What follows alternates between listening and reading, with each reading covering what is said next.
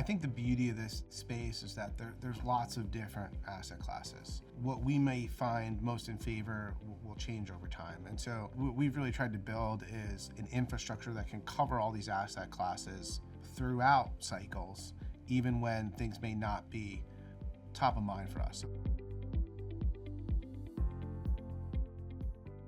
So it's cover the sectors you want to cover well.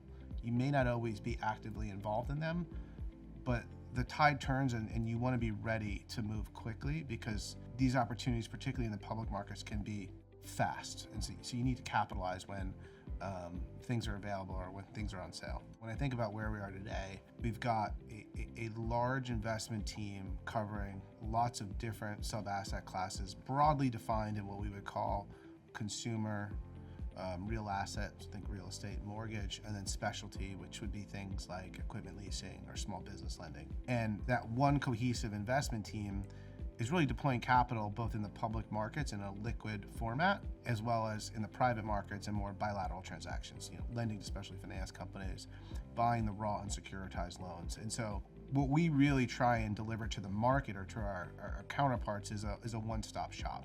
We don't need our counterparties to think about what kind of capital we have or where is it going. We really want to be just that one solution provider. As opportunities will evolve, we want to maintain that flexibility to get deeper relationships with a lot of our counterparties. It could be the specialty finance community, it could be the banks, it could be the larger investment banks. There's lots of people in this kind of ecosystem, and I firmly believe that business begets business, and so being relevant in the public space has been a huge sourcing advantage for us on the private side. And I would also say vice versa as these cycles move back and forth.